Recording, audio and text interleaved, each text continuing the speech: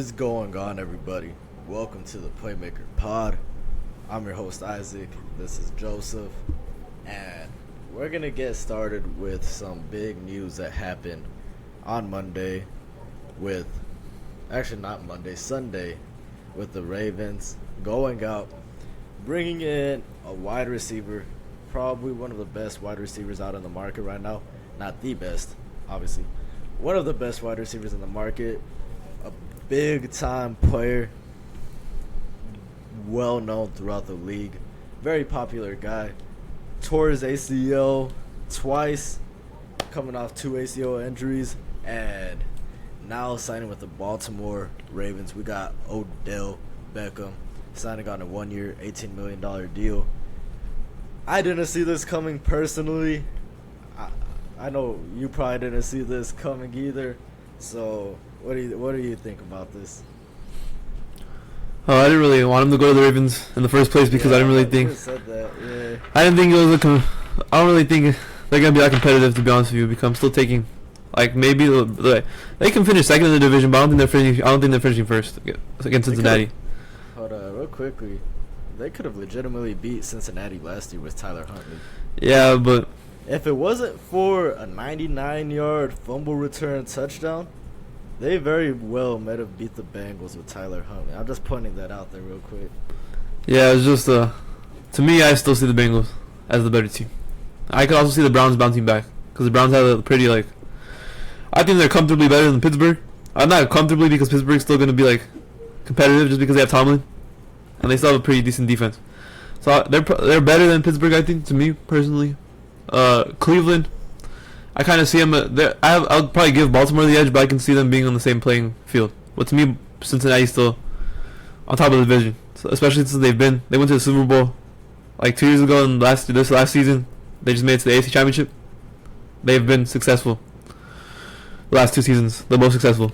They've been more successful than Baltimore since they've been the most successful team basically, because Pittsburgh was good, but like when they had like the killer bees or whatever, they would like get bounced out in the second round. That was like their best. That was their best chance. And before that, to the AFC Championship one time, but they got smacked around by the Patriots. Yeah, I remember that. yeah. So they really bounced out in the second round. They got smacked by the Patriots. That was really, the Bengals made it the farthest since last time, since the Ravens won the Super Bowl. They were last team to win the Super Bowl. Yeah. So since then, the Bengals have probably been the most successful, because the Ravens have also been pretty disappointing in the playoffs. But they have OBJ's actually going back to his old Todd Monken, the offensive coordinator for the Ravens that got hired from Georgia. He actually was offensive coordinator in Cleveland too for 1 year. Oh, for real? Yeah, but he left. I think it was after Freddie Kitchens got fired. He left to. Damn, he went to Georgia. Yeah, he went to Georgia. That was when Odell had like 100+ targets, so he's probably gonna have a comfortable role there. He's gonna be the number 1 receiver.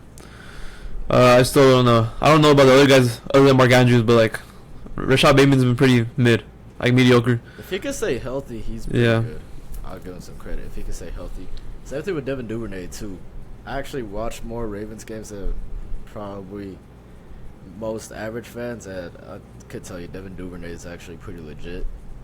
Yeah, but I know they're like both. They're like inconsistent though. They're like not like. I'm not gonna. I compared to like Cincinnati's guys. Cincinnati's got fucking. I'm just gonna compare the division. I'm not like comparing them to Amari Chase and T. Yeah, that's what I'm saying. Like even Tyler Boyd. Yeah. Yeah, like Amari Cooper on the Browns. Like the Browns have the best receiving core, but Amari Cooper's probably better at this point than OBJ. I'll say so. Yeah, and Elijah Moore's finally gonna actually have a quarterback, so you don't know how he's gonna play, because Zach Wilson wasn't a real option when he was there. Yeah. So yeah, the Steelers is pretty like. They have a pretty good receiving core altogether. Pretty solid. Pat Pryor move. Yeah, some pretty good receivers. Yeah. They got some hated receivers. They got some receivers that people don't like. Well, I guess George Pickens is pretty liked by the public. But before that, you had Juju he was nationally hated for all his TikTok stuff. Chase Claypool, when they're undefeated, he was pretty unbearable at times. And who was the other one? Yeah, I'd say they're just... Antonio Brown too, yeah. Antonio Brown, yeah. Yeah, but all those guys are gone now. Just nationally. Yeah, it's just like now they have a pretty good receiving core. So, yeah, it's gonna be tough. the Ravens' defense was also pretty. Other than Roquan Smith really changed it though. Roquan Smith held their defense, so it was pretty good. Beginning of the season was bad. Yeah. Oh, you got some of the quarterbacks though. Marlon Humphrey took a step down last year, so that's the only problem I have. Their secondary. If they might still draft. I don't know what they're gonna do in the draft this year, because they could probably add another receiver. That's probably what I want them to do. But they probably also need to add cornerback, because their cornerback's pretty. They're not gonna have Marcus Peters anymore, and they are not gonna have what it's called. And Marlon Humphrey's not the All-Pro corner that he was like 2 years ago. He's not as good. He's still pretty decent, but he's not on that elite level. Elite. Yeah. It was good. Roquan Smith. Corners fall, they might be able to snag one. Yeah. Only if Yeah, top 3. I would probably either take receiver or corner for the Ravens. Or if the Ravens want to keep on doing what they've been doing, just take edge. So they do every year. They always do that. They always take like the most mid edges too. Like none of them turned out to be anything. Like they're like basically in their second or third year. But yeah, OBJ was gonna have a chance to be the number 1 receiver in this offense. I personally wanted him to go to. I just wanted him to compete. So he's still gonna compete because I don't think the Ravens are just gonna they're not gonna suck. But I wanted him to go to the Jets or the Chiefs. To be honest with you, I thought they had a better chance to more of a competitor than the Ravens are. To me, when they get Rodgers, I like the Jets defense. I think the Jets defense might be the best in the AFC. Yeah. Quinton Williams is a monster. I don't think there's any other defense there's defense closest to them, but I think they're the best defense. Aaron Rodgers, I don't think Aaron Rodgers is gonna be terrible next year. Garrett Wilson. Yeah, I have trust in the Jets. Yeah, I actually have trust in the Jets. They have a solid roster. I'm not gonna lie, they do have a solid roster. They built it pretty well throughout the draft. It took them like 20 years to get to this point. Actually, only 10 years. It took them only 10 years to get to this point, but they finally look like they're building something down there. They got a solid coach, and I tell you, maybe with Hackett too, Aaron Rodgers could get something rolling on offense. Yeah, Joe Douglas necessarily wouldn't put him over Baltimore though. Even when it seems like Baltimore might not have like the most talented or like stacked roster at times, there's obviously more rosters stacked than them. They still put up numbers. Every time Lamar is playing, they're always one of the top teams in the AFC. Like undoubtedly, they always start off the year number 1 seed throughout, and I don't think they were that good this year, were they? Lamar's gone down. What's up? Were they actually that good this year? They were number 1. No, I'm talking about this year. Like this year. Not last year. This year. Like last season. Oh yeah, basically last year. But I remember they choked against Miami. They had like a 25-point lead. They choked against Miami. Yeah. They lost to the Giants too. I'm pretty sure they had a pretty bad They choked a couple of games this year. I think it was up until that Giants one, because they choked against Miami and Buffalo. So they had 2 losses for a while, but the rest of the AFC was like pretty. So they were still at the top for a good minute. I remember that for sure. And the year before that, they were at the top until that Thursday night game against Miami. And then that's when it fell apart from them. But, I mean, that was also because of Lamar Jackson getting hurt, too. So. And then you don't even need to mention the MVP season. The MVP year, I don't even think many people thought Baltimore was going to be as good as they were. I think many people thought Cleveland had the much better roster at the time. But, I mean, the Browns are still the Browns. The Ravens are the Ravens. And the Ravens were able to get through them. And they just cleaned out the AFC that year. They cleaned out the whole damn league that year until they got to the playoffs. But I think the Ravens. I still take the Ravens as a franchise. Oh, as a franchise, yeah. But who I'd put my trust in to contend more? I got the Ravens. Yeah. Oh, yeah, as a franchise, too. I would take the Ravens over the Chiefs as a franchise, as a whole franchise. Yeah, obviously, because the Chiefs, but. That's not how I'm looking at things. I'm looking at how the roster's currently constructed right now. I understand Rodgers chokes in the playoffs. Joe Douglas has done a very good job. They don't have the same management the Jets have had when they sucked. After last time, the only bad pick that he's really made that's made me question him is Zach Wilson. But Zach Wilson was basically the consensus pick from everybody, from all the mock drafters, all the scouts and everything. He was like the consensus pick for them, even over Justin Fields during that time. So it's not like you can't. It's not like you say. It's not like you say you reached. It wasn't really a bad pick because, all the scouts kind of had Zach Wilson at number 2. I mean, I don't mean to brag, but I mean, I always knew Justin Fields was going to be better. But that's just me. But yeah, no, I mean you can't really blame them for taking Zach Wilson at the time. Yeah. It's not like they just went out of the blue. It's like it was Justin Fields, and then out of the blue you just take Zach Wilson. Then that would have been a mistake. But yeah, Like last year, he aced I the don't last. really think you can blame him for that. Last year, he aced the really draft did to ace it me. last year. Yeah, he really did, bro. Yeah. So that's like that was the perfect draft last year. I don't. He wasn't there for the Quinn. Like he's really only been there the last 2.5 seasons because he basically got. They fired the GM like right before the drafts. Like after they signed Le'Veon Bell, they fired the GM after that. So he really didn't have time to operate for that draft. And for the next draft after that, is Zach Wilson. But that was like the consensus pick by everybody basically. So really can't blame him for that. And then, what is it called? Last year's draft was an ace. Like I didn't have a problem with any of the picks. Like Jermaine Johnson didn't really play that good last year, but he really didn't play at all much. So you got Brees Hall in the second round. He was probably going to win Offensive Rookie of the Year. You got the Offensive Rookie of the Year and the Defensive Rookie of the Year. So yeah, to me, the only reason I look at the Jets differently right now at this point, is because of Joe Douglas. Because Joe Douglas has been a great manager. That's the way I look at it. Like who was the Ravens manager ever since Ozzie Newsome left? Ozzie Newsome? After who? I don't know who the manager is right now. Oh yeah, it might be him. Yeah, his drafts haven't really led to much. Like he took Odafio away last year. He took Rashad Bateman. They're not like home run picks. They haven't been home run picks at all. But I forgot like Rashad Bateman he's been injured, inconsistent. That's not home run. Yeah. And Odafio away. At the same time though, it's Yeah. kind of easier for the Jets when you're getting top 5 picks Yeah. every year. And Baltimore is always stuck in the late 20s, early to Yeah. late 20s. He also made that Jamal Adams trade. Joe Douglas. He made that Jamal Adams trade. That was a perfect trade too. Oh yeah. They got multiple. Yeah. The Jamal Adams trade. I remember Jets fans were mad that they were trying to trade Jamal Adams, and it worked out for them because they got Garrett Wilson. And Garrett Wilson with Aaron Rodgers could be like a top 10 receiver next year. He could outperform a lot of receivers. Because Aaron Rodgers, even washed Aaron Rodgers, is better than Zach Wilson. I'm sorry to say. yeah. Facts, bro. I think it'd take like pretty much every other quarterback in the league right now. Put him with Zach Wilson. Yeah, Zach Wilson's ass. So I don't know if he's a for sure lost cause yet. Actually, nah, he probably is. What am I saying? To me, he's lost cause. Year, but I don't think you can save him anymore. I remember you were one of the biggest Zach Wilson fans. Yeah, I was a big Zach Wilson fan, but he was also a potential guy. Like Anthony Richardson, I'm not a big fan of Anthony Richardson, but in 2 years, if Anthony Richardson looks like this, if he plays like for 2 seasons and he looks like this shit, I can't say that anymore. So I'm not gonna just like die on these players just because I like them when they draft. Yeah, I get like it. Zach Wilson, I really like Zach Wilson, but he's not good. It's plain and simple. If Anthony Richardson, I want him to be super good. If he's not good, it's not good. Plain and simple. It's not good. Yeah, that's what has to happen. Anthony Richardson though probably has a better chance of being good because the Jets still, I don't know, their offensive coordinator Matt LaFleur's brother, or not Matt LaFleur's brother, it is LaFleur's brother, Mike LaFleur. He's not that good. He was not that good. Nathaniel Hackett's not any better, but at least you're gonna get Aaron Rodgers, so Aaron Rodgers doesn't need to get developed. But like Mike LaFleur was not good. Yeah. Who knows how good Nathaniel Hackett actually is? I don't know if that one Denver season might have been an outlier. I don't know what the hell happened there. But Aaron Rodgers seems to love this guy, so I mean, he might actually be a solid coordinator.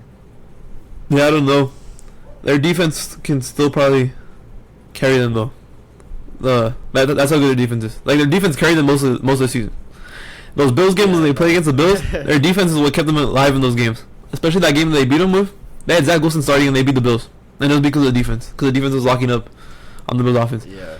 So yeah, the defense is nice. Yeah. All you really need is Aaron Rodgers to be a little bit better. That's all you, a little bit better than Zach Wilson, and you're fine. You're at least making it to the playoffs with Aaron Rodgers just being. If Aaron Rodgers played like the way he did last season, you're making the playoffs. More than likely. Yeah. Hopefully he plays better than that, because his team is better than the Packers last season. But yeah, I don't know. Well, let's talk about the Ravens because we just. Yeah. Let's talk about the Ravens real quick. I do like this move for the Ravens, but I don't know how OBJ is gonna come back and play though, because OBJ did tear his ACL and he's almost 31 years old. So I don't know. He's my favorite player of all time. Nothing's gonna change that, but still, don't know how he's gonna come back. A lot of people are just like ignoring the fact that he tore his ACL.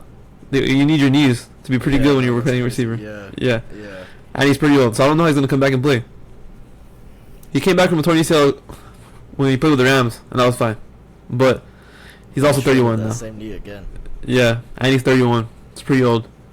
Also, there's barely any receivers that play that good when they get this old. Like Larry Fitzgerald, he played till he was like fucking 37, and he was still putting up numbers. But I don't know. Yeah, very different. That's an exception. Yeah, very different type of receiver. Jerry Rice too. Jerry Rice was fucking old too, and he was playing with the Raiders. He never retired until he was like 40, bro. Yeah. So yeah, hopefully it doesn't end up like a situation where like Terrell Owens and fucking Randy Moss were just ending up on random teams at the end of their careers. That's what I was about to say. Yeah. Yeah, I was just thinking about Terrell Owens on the Bengals with Chad Ochocinco. That was a fucking weird year. And Randy Moss with the Titans and the 49ers. The 49ers, he was basically the Titans. I remember the 49ers one though. The 49ers, he was basically like the fucking fifth string receiver.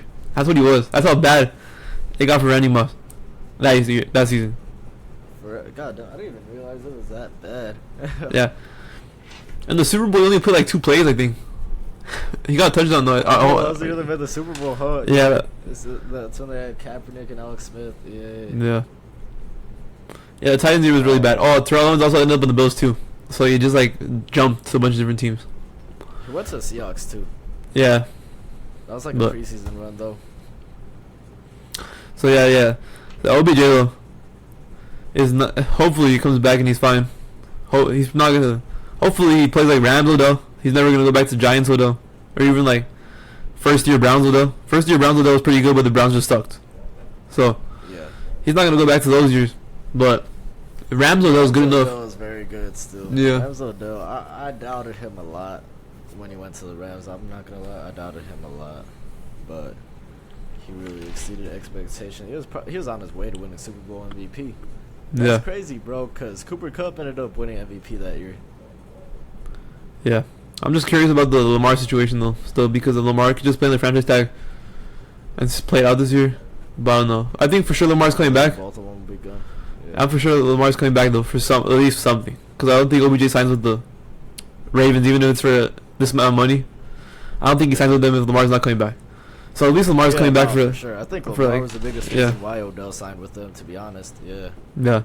Because other than that, I don't think he wants Tyler Huntley or whoever else they got back there throwing him the ball. Yeah, he was gonna go to the Jets. Nothing bad against Huntley. Yeah. Yeah. He was gonna go to the Jets this year. Oh yeah, the Pro Bowler. Yeah. That's worth. Yeah. Yeah. I think he was gonna go to the Jets until the Ravens upped the amount of money that they offered him.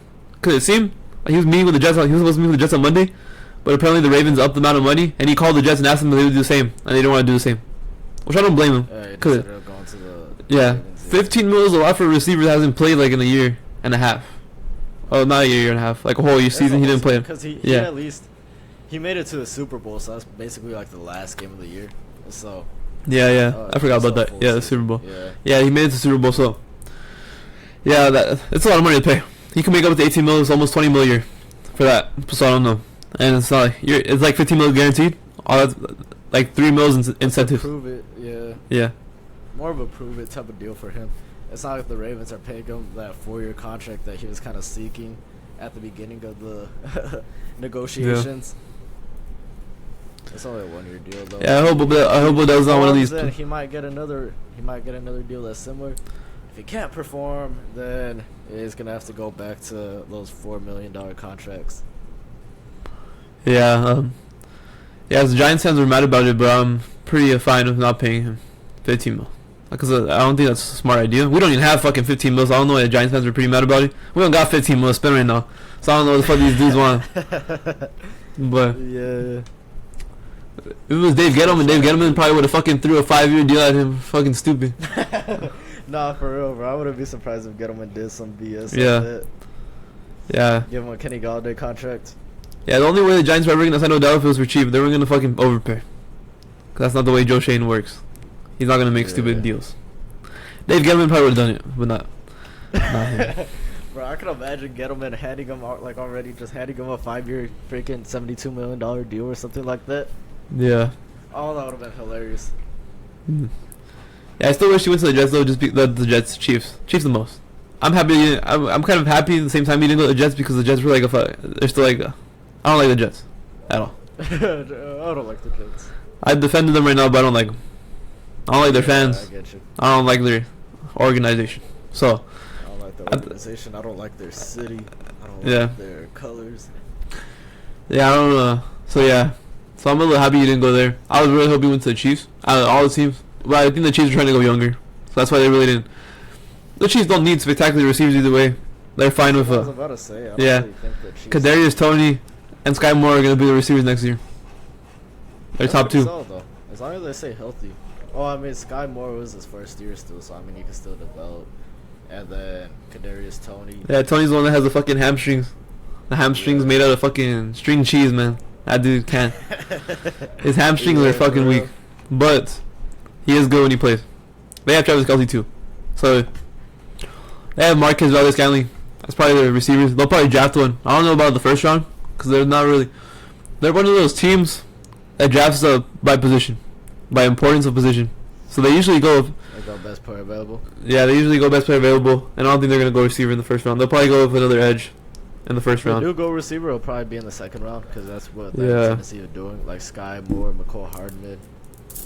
Yeah, that's all I was gonna say. It'd probably be the second or third if they actually draft a receiver. Yeah. But the first, I think they're drafting edge because they still need more. They let Frank Clark go, so they'll probably need edge. But yeah. But yeah, let's get on to the next topic real quick. The Falcons traded a 5th round pick in this year's draft to the Lions for Jeff Okudah, the former 3rd overall pick.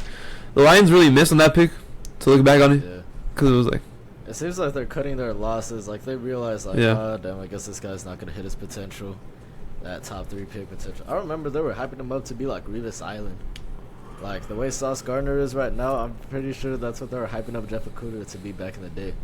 Yeah, I remember. Which is only like 3 years. Yeah, ago. it wasn't that long. Yeah, but I was surprised they moved on of him. This probably means for sure they're locked in on cornerback in the draft. Yeah, that's it. So. Yeah. I was actually thinking I thought the Lions were gonna take D-line and the Falcons were gonna take corner in their first picks, but I think it's like kind of switched now. I think the Falcons are probably gonna. Gotta take. Yeah, Detroit's probably gonna take corner, and the Falcons are probably gonna take a D-line. Rusher. Yeah. After that trade, it makes perfect sense now. Jeff Okudah still doesn't move me. He doesn't move me for the Falcons, but apparently the Falcons are gonna use him. So he doesn't move me. Taking a swing on it. I mean, it's only a 5th round pick. Up a 5th round pick for a potential. Well, I mean, he was a top 3 pick back then. Yeah, I just don't like. He's got some potential. I would probably still draft. Pretty sure that's what they're banking on. Yeah, I would probably still rather have drafted the corner in the first round, just because. Other than AJ Terrell, the cornerback room has been shitty, and it's still gonna be shitty this year. Because unless Jeff Okudah just becomes a fucking, unless he realizes his full potential this season, it's still gonna be shitty. Like they added Mike Hughes as well. They added Mike Hughes, Jesse Bates in the safety room, but Mike Hughes is probably better than Jeff Okudah. Mike Hughes. They basically added the Lions cornerback room from last year. Mike Hughes and Jeff Okudah both played for the Lions last year, and they were like one of the worst cornerback rooms in the NFL. Yeah. No, so they just added them to the fucking team, and they already had one of the worst cornerback rooms already, other than AJ Terrell. And AJ Terrell kind of fell off last year. Like his barely his second year was like a sophomore slump type of thing. He kind of fell off. He's still good, but it's not as good as like, his rookie season. He was like an all-pro type corner. Last year he got cooked a little bit, so he's still good though. Like he's good enough to play. He's good enough player, but he kind of fell off from his rookie season. But yeah, this is Atlanta still needs some edge rusher though, so I can see why they could focus some of their draft priorities on the edge too. Because who do they even have at the edge right now? Lorenzo Carter is actually decent. He's actually pretty good. How old is he? Is he still young or? He's like 26. Oh, for real? I thought he was older for some reason. Nah, he's pretty young. I think he was the same class as Saquon. I'm pretty sure. That's when we drafted him. Oh, for real? Yeah. Yeah. He was pretty good for them last year though. He got a 1-year deal. They also added Arnold Ibikiki last year's draft. He was barely a rookie, so he was a 2nd round pick. But yeah, they need an edge rusher. They need we're gonna get to our mock draft later, but yeah, they need edge rusher. And the Lions probably need a corner more than D-line. Their D-line, I'd probably see them going corner first and then D-line with their 2nd pick because they still need D-line. But I think corner is more of a need.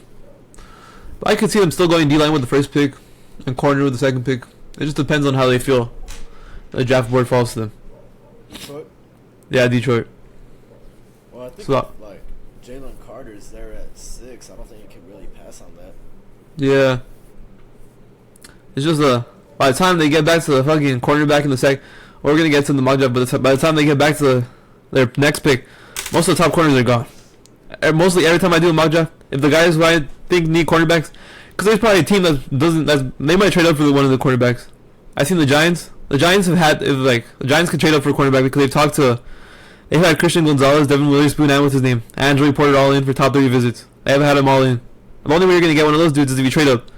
And Washington and Pittsburgh, they also need a corner. I can see New England going for a corner too.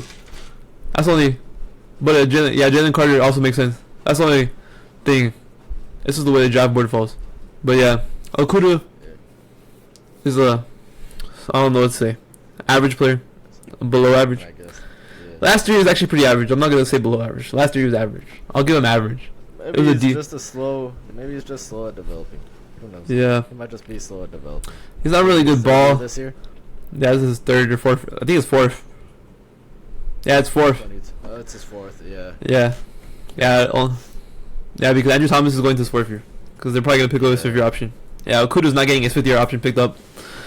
Unless, he's probably being free agent next year. Yeah. Atlanta takes a good swing, though. I mean, yeah. Former first pick. I'll give up a fifth. Yeah, I mean, I guess it's worth it for Atlanta. Yeah. You know, we're already talking about the drafts so much right now. What about what ball teams are going to do? Why don't we just get into our mock drafts right now? All right. All right, I'm going to go first. Joseph's got the more detailed mock drafts. Last time I only went 1 through 10. This time it's better because I'm going 1 through 20. So let's get into it. Number 1, there's been a little shift right here. At first, it was always Bryce Young. And then Carolina traded up. And now we got C.J. Stroud. But now it seems like there's a bit of a debate once again between the two of them. And number 1, I'm switching it up again. Every single time we've had C.J. Stroud going number 1 in these mock drafts, I believe Bryce Young is the number 1 QB in this draft. I know from experience Frank Reich loves big QBs for some reason. Big white QBs to be specific. But I think it's going to be Bryce Young. Well, for this mock draft, for the purpose of this mock draft, I got Bryce Young going number 1. Best QB on the board. And I'll tell you, that Carolina feels like they got everything set up for him. I mean, Frank said it himself. They said everything is set up for Bryce Young. Or not Bryce Young. The QB who steps in to go in and succeed. They got everything. They got Andy Dalton there as kind of like a veteran guy. They got some receivers down there. They got Ike Mekwanu there at the tackle spot. And so Carolina could be pretty solid. And Bryce Young, I'm going to be happy if this happens because that means I got to see him in Houston. So I'll be happy about that too. Even though number 2, I still don't want to see him in Houston, but it's better than seeing Bryce Young in Houston. It's C.J. Stroud now. Kind of just flip-flop places from our first 2 mock drafts. C.J. Stroud, I mean, one of the best players in college football. Past 2 years at Ohio State, he did have some great weapons too. He made them look great too. And so I'd say C.J. Stroud, he could do pretty solid there in Houston. They're building something over there. I'm going to give them credit. They're really building something as much as I hate the Texans. As much as I hate the Texans for them being in our division. They got something building over there, and I got to give them credit. And so, number 2, we got C.J. Stroud. Number 3, I've heard a lot of rumors about trading up right here. I really hope nothing happens right here. In this mock draft, I didn't do any trades. I'm scared something might happen at this spot, but for the purpose of this mock, we're keeping it no trades. We're going Will Anderson, best defensive player on the board, maybe the best player in this class. Kind of like that Nick Bosa, that Chase Young. He's that consensus top edge rusher in the class. Arizona, I mean, they got to get their guy. San Francisco's got Nick Bosa. LA's got Aaron Donald.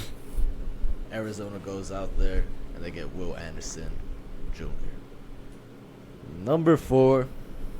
Okay, number 4 is Indianapolis. We brought in Will Levis for an interview, for actually a full workout on Friday. I might be a bit biased here because this is what I want to see, but I'm going to just put that Will Levis stuff to the side just because we're bringing in other QBs as well. I mean, we're still bringing in Stroud this week and probably Richardson too. But number 4, I got Indianapolis selecting Anthony Richardson out of Florida. You know, high upside type of guy. Dominated the combine. And after this one, I'm going to just go through the picks really, really quickly. I don't got to explain it in super high detail. I might for some of these, but let's get into it. Number 5, Seattle, Jalen Carter. I know people like to hate on this. I know a lot of people don't like Jalen Carter right now. Off the field stuff. Shows up to the combine overweight. I know, but he's still one of the best players in this class, if I'm being honest. Probably the second best, obviously. May even be the first best, I think. I still think Will Anderson's better, but in some people's opinion throughout the year, I mean, when both of them were playing, some people had Jalen Carter. They're up there at number 1. So I wouldn't just drop him down your board that quickly. Number 6, Detroit. We just talked about it right now. They're probably locked in on corner. I believe the best corner in this class is Christian Gonzalez out of Oregon. Number 7, Las Vegas. They also go in and they get a corner. They go out and they get Devon Witherspoon. I don't think they've signed Rocky Yassin yet. They've re-signed him. That's crazy. Yannick Ngakoue and Rocky Yassin are both unsigned still. Pretty sad for both of them. But let's keep it moving. Atlanta. We just brought this up right now. The trade. They're not likely going to go in on corner right now. They're more of an edge rush pick. And I got them going with Tyree Wilson down at number 8. Number 9, we got Chicago coming in. It's an obvious pick right here. You got to protect Justin Fields. When they made that move from 1 to 9 and all the top defensive players were off the board, it's pretty clear what they needed to do. They needed to get some protection. And the best protection in this class is Peter Skoronski out of Northwestern. Number 10 for Philadelphia. I'm going with the same pick that I had in last mock draft. I know it might have shocked some people. Honestly, I think it's going to be a legit game changer. Bijan Robinson going to Philadelphia at number 10. Number 11, we got the Tennessee Titans. Their division rivals, the Houston Texans, got their hopefully franchise QB. Indianapolis Colts hopefully got their franchise QB early in this draft. Jacksonville probably does have their franchise QB. I mean, Trevor Lawrence is up there already. Tennessee goes out there and they select who they hope is going to be their franchise QB. Maybe they just give up on Malik Willis already, but yeah, Tennessee goes out and selects Will Levis, quarterback out of Kentucky. 3 QBs out of this class going to the AFC South. And okay, speaking of the AFC South, we go back down to Houston, number 12. Houston, they go out and select Nolan Smith, edge rusher out of Georgia. D'Amico Ryans gets to build up his defense now after selecting their QB of the future. Number 13, New York Jets. They build up the O-line up front. They get Paris Johnson, offensive tackle, Ohio State. Secure the protection. Number 14, New England. They also get some protection up front. They're going with Roderick Jones, offensive tackle out of Georgia. Green Bay, they get themselves a weapon for Jordan Love. They go out there, not a wide receiver, but they get a tight end. Maybe the best tight end in this class, Michael Mayer. Washington, they get the next corner off the board. This is the third corner. Right before Pittsburgh picks, they're taking Joey Porter Jr. They have a need at corner. This fills it in right here. Pittsburgh, they get some protection too. They go Darnell Wright. Detroit, they get their edge rush. And they go with Lucas Van Ness, edge rusher out of Iowa. Tampa Bay, they also get some edge rush. Miles Murphy out of Clemson. And Seattle, to finish off my mock draft at number 20, Seattle goes out. They get a quarterback, Deontay Banks. All right, pretty good. Some of the same picks I have. So let's get into my mock draft. I'll show my screen. Here we go.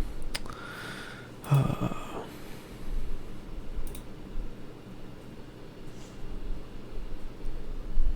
you able to get it? Yeah, hold on.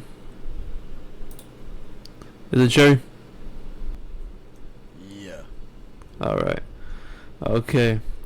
So for my first pick in my mock draft, my third one. Yeah, I'm gonna go for Bryce Young as well. Bryce Young's a favorite. It could be a smokescreen. But Bryce Young is a favorite now. After that, I think yesterday it changed to him being the favorite. It's very slight though. Very slight, but 120 though. It's not. Yeah. It's Yeah. still pretty much even. I still think that the Panthers would go C.J. Stroud, but for this mock draft, we're gonna have them taking Bryce Young. And then with Houston is gonna get C.J. Stroud, who is my number one quarterback in this year's draft. I've switched. I had Anthony Richardson with the highest potential, but C.J. Stroud, I think is gonna be the best. He's more than likely. He'll be the best out of the class. More than likely, he'll be the best. See, I don't know how much Anthony Richardson's potential is gonna get there, but more than likely, if I have to just pick them right now, I have to pick to see which one is going to be actually the most successful. I'll probably bet on C.J. Stroud, because Anthony Richardson is probably, I don't know, he's not a for sure thing. Like I said, I would probably put Bryce Young over. Bryce Young, Yeah. and Will Levis. Yeah, I'd probably put C.J. Stroud, Bryce Young, and then Richardson after that, because they're still more for sure things. Richardson, if he reaches his full potential, I don't think there's any question he'll be better than these two guys. But I don't know if that will happen. Okay, so right here, we have our first big trade. Arizona. Oh, hold on, let me figure this out. Tennessee is going to make a trade with Arizona. This is the one thing I really do not want to happen. Alright, this is the one thing I really do not want to happen. These trades are not going to be accurate though, because the website makes me trade like the whole entire thing. The whole entire draft just to get like this pick. This is actually probably pretty accurate, but the trade right now. 11, 20, yeah. 21st. It would probably be another first. It would probably be a third first round that's pick. what I was thinking. Yeah, but it doesn't let me go that far. Niners trade a few years ago. Yeah, it doesn't let me go that far though. So this is as realistic as you can get right here. But yeah, Adam Schefter said he reported that there's like 6 teams that are really eager about a third pick. So it might not be Tennessee, but he said there were 6 teams. So there's 5 other teams. One of them is probably the Colts as well. But yeah, there's probably other teams. I don't know who else. Maybe the Raiders. The Raiders and the Seahawks have been doing their work on the quarterbacks. So they could probably, maybe one of them two, jumps in front of the Colts. Because I know those Raiders have been bringing in all the quarterbacks, and the Seahawks have been bringing them all in. Even the Falcons have talked to Anthony Richardson. So, you never know. One of them could do it, but I'm going to pick Tennessee. Because it seems like Tennessee is like the one that's the most talked about right now. So yeah, we're going to... Yeah, there you go. Tennessee's going to get Anthony Richardson. And I know you're not going to like this. I know you're not going to like this pick. But the Colts... We're going to have 4 quarterbacks going in a row here. He's not going to be the last quarterback in this mock draft. But it's the 4th one. It's going to be Will Levis. They brought him in for a workout. Hooker still? Yeah, we're taking Hendon Hooker. Okay. So yeah, Bryce Young. Sad too. You know what's sad too is that Will Levis, honestly, it seems like it fits so perfectly in Indy. For some reason. Yeah, like it does. You see the blue and white from Kentucky, you see, and then it goes to the blue and white in Indy. It's the same big white QBs that we've always had. Man, it scares me. It really does scare me. Well, you never know. Will Levis could be the best quarterback. I don't want this to happen. Yeah, you never know. You can be like Josh Allen. You never know. So yeah, you know what's funny? Is at the beginning last year when they were doing their mock drafts after the season after last year's draft ended, there's people that do mock drafts already that quick. They were doing mock drafts and they had Tanner McKee and Dorian Thompson-Robinson. They were going like top 10, and now both of them, they ain't even here anymore. They're like ranked. They're ranked so low. Both of them. Even Tune, Clayton Tune, he was projected to go like a first round pick, and now he's not even there anymore. Not even close. Those 3 guys were all 3 projected. Now they're not even close. I don't think Hendon Hooker was projected to go that high though.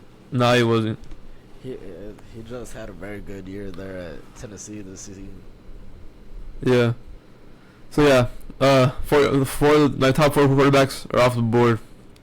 So Bryce Young, if this happens in real life, not all these guys are gonna be good, because that'd just be an insane draft. if all 4 of them are good. If all top 4. So one of these, Will like, Levis turns out to be the best one in the class if that happens. some of these dudes are gonna be terrible. Will Levis, bro. If we draft Will Levis. Like look at. What was it? Was it coffee? Oh yeah. I'm gonna make some coffee. Put some mayonnaise in there. And I'm drinking the whole bottle. the whole glass if we draft Will Levis. That'd be funny. I'm gonna legitimately do that. I Yeah, swear. yeah. Because look at that. Look at that. What was it? 2020 draft class with Trevor Lawrence or 2021?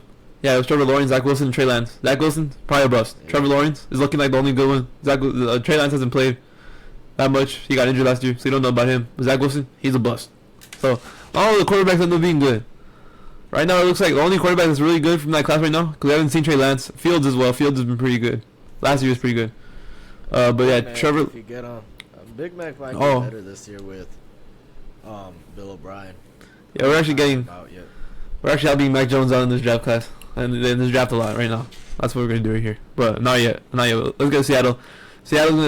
Now Seattle, the board just falls perfectly for them. They get probably the best defensive player in the class. They could go Jalen Carter.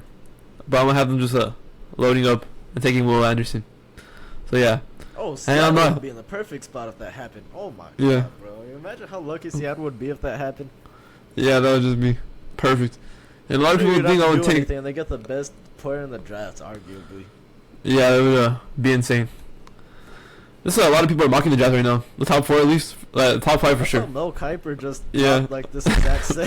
Yeah. This exact same right now. Yeah, I saw that. I didn't even know about that either. I just did it by myself. This is what I thought. Yeah, I looked at Mel Kiper's like this morning, and it was like basically the same thing I had for the top 5. But yeah. All right, number 6. A lot of people ain't gonna expect me. They're gonna expect me to take Jalen Carter, but we're not doing that here. Jalen Carter falls in mine. Not that far, but they're gonna go with Christian Gonzalez here, my number 1 corner. So it's pretty surprising right there. Yeah. But then the Raiders are gonna get Jalen Carter, even though they said they don't have him on the draft board. I think that's a bunch of bullcrap. Because if he's there, they're gonna take him. So yeah, so the Lions get their number 1 corner. They just traded Okuda. I could see him taking Jalen Carter, but with the way I built this mock draft, it would just get messed up for me right here if I didn't take Gonzalez and then Carter. So I would have no idea what to do it for these next picks. But yeah. That's all we're going to do right here. So yeah, Christian Gonzalez goes to the Lions at 6. They get the number 1 corner in the draft. And then the Raiders get the second best defensive player, in my opinion, in this draft. So yeah. And then the Falcons, they're going to go with Tyree Wilson, the edge of Texas Tech. Another underrated, not really underrated anymore. He was underrated before the combine and all that, but now not really. He's also pretty good. There's also a lot of edge rushers in this class that are going to be taken the first round. A lot. Yeah, so. for sure. Yeah, we'll see who ends up actually being good. But yeah, Tyree Wilson, the Falcons need edge really badly. They get probably the second best edge off the board in Tyree Wilson. Alright, the Chicago. I'd like to change my mind. I was originally thinking about Peter Skronsky, but I think Paris Johnson is just a little bit better for me. You think Paris Johnson's better now? Yeah, in my opinion, Paris Johnson's a little bit better. Just a tiny bit. He's moving up my board's a little bit for me. Okay, Paris Johnson. Changed because I know last time I asked you. Yeah. Why is Peter Skronsky better than Paris Johnson? Yeah, it's just. Now I'm gonna have to ask you again. I'm gonna have to ask you the opposite. Yeah. Now, why is Paris Johnson better? Than Yeah, they're like flipping back and forth for me. For real. But right now I feel like Paris Johnson. I like his potential. I think he has a higher potential. Peter Skronsky probably has the highest floor, because I don't think he's gonna be terrible. Yeah. But I think Paris Johnson, if you want to take the highest potential player, Paris Johnson. Well, I can see it going either way. But right now I'm going to go with Paris Johnson Jr. Right here, number 9. Alright, then Philly. I've seen Bijan. I have a feeling Bijan's going to get taken by a team, and we're not going to be surprised by it. I don't think it's going to be one of these teams that we're talking about all the time. I think it's going to be some team that you're not going to... Yeah, it's going to be some random team you don't even know. So, but I really like this. I like this fit. I really like this fit. I don't know why Nolan Smith's ranked so low on this thing. He's 28th. I don't agree with that. But Nolan Smith's like... This to me, this is like a perfect fit. This is what I want to see happen. I hate the Eagles, but for Nolan Smith, this is probably his best possible fit. I really like it. It's like a Hassan Reddick 2.0 basically if they can develop him. So yeah, I have Nolan Smith. No, he could probably even be better than Hassan Reddick. So yeah, Nolan Smith is getting selected here at 10. And we have another trade here. Arizona's getting a bunch of picks in this draft. They're moving. So we got New England. They're making a trade. It's gonna be like a blockbuster trade. They're getting a bunch in this thing. So they're gonna get 11, and they're gonna get Hopkins. They're getting both. But then New England's gonna have to give up like fucking everything. So here we go. I don't know if they're actually gonna give up this much in real life, but it only lets me do. Yeah, it only lets me do this shit if I do it like here. So I have to do this. I have to just give them the whole entire fucking draft. They don't accept the trade. This should work. Oh, see? Moving up. Yeah. Okay. Damn, that's crazy. The traders decline. They're only moving up 3 spots. Yeah, it's because of Hopkins. They value Hopkins more than in real life. So. Oh, damn. They want me to give up like an extra first round pick. I'm not gonna do it. Let's see. We'll give that. We'll give that. And I guess we're just giving all these picks up too. I have to just put up a bunch of random shit. They're actually not gonna get this in real life if this happens, but you can get the idea. It'll probably be like 1446. Honestly, that might be enough. Yeah, it'd be like 1446 and maybe like a late first round, like one of these picks down here. Arizona like what 80? Give back like a 5th too or something. Yeah. Like that. Yeah, because Hopkins' contract is too big. Yeah. If they just did a trade, so yeah, I don't really think it'll be this much in real life. This better work. What the fuck? Okay, this is getting. I'm just gonna make it unrealistic. I'm gonna give him 2 first round picks. That's how it's gonna happen in real life. But just to get this trade accepted. Oh, hold on. Just to get this trade accepted, we're gonna have to do this because it's just becoming unrealistic now. Okay, just give him. Okay, this is just the one round, so we're just getting the whole draft. I'm not dealing with this anymore. It worked earlier. I tried this earlier. We're just making sure this goes in. Just to make sure the trade. Okay, yeah. But you've already made it clear though that that's. Yeah, they're not getting this. Yeah. Yeah, they're not getting all this. But yeah, New England lands DeAndre Hopkins in this draft. They also move up. It's a big whammy. Yeah. So Arizona just loads up on picks. They're still gonna get a bunch of picks, so they just load up on picks here. And then New England is gonna go with Peter Skronsky out of Northwestern, second best right now. My second best tackle. They upgrade the offensive line, The Texans and they get DeAndre Hopkins. Yeah, they jumped the Texans. They jumped to the Jets. The Jets were really the team I needed them to jump over, and they jumped over the Jets. That was an important one. So yeah, New England gets Skronsky, and they get Hopkins. So Mac Jones is set up for success. All right, then here we go. We're gonna have Myles Murphy go. Yeah, they got. That's what I was talking about. Huge for the Patriots. That would be. Yeah, huge for them. Yeah, that's what part of that was crazy. You can't believe it's gonna actually happen. But I was just doing something out of the box, and that's out of the box. Yeah. Yeah. So yeah, New England gets Hopkins and Skronsky here on draft. Big Mac in the would be draft. due for a big leap next year if they actually did that. Imagine going from Matt Patricia and what's his face? Oh, Joe Judge. Joe Judge, yeah.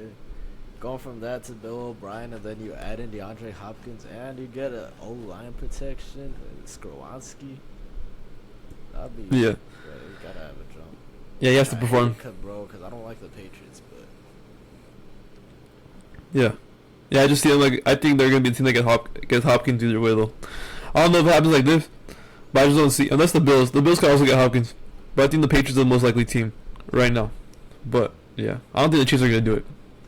So yeah, there you go. All right, then Texans. I don't think the Texans could take receiver, but I don't think Lovie Smith's gonna leave the first round, especially having 2 first round picks. I don't think he's gonna leave the first round. But I'll take one of the top defensive players in this draft. They're gonna take Myles Murphy at edge.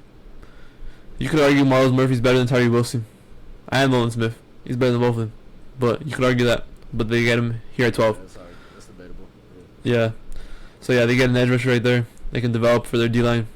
They get C.J. Stroud, and they also get Myles Murphy here. All right, then we're gonna have another trade. The Jets. Okay, this is gonna be unrealistic too. Finally, the Rodgers one. Yeah, I'm not trading them the first round pick though. We're just doing this real quick. Hold on. Fuck.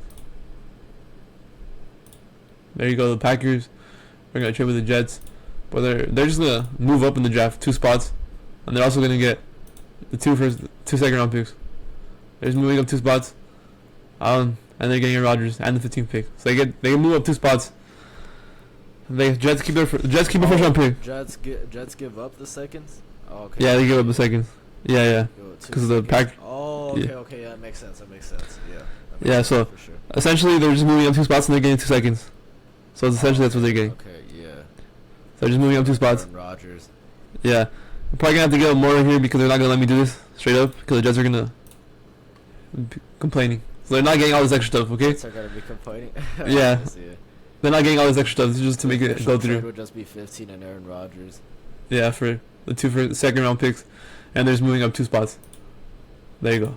Because it's not gonna let me. I was trying it earlier, and it's not gonna let me. It's not gonna let me just do it normally. So yeah, they're gonna.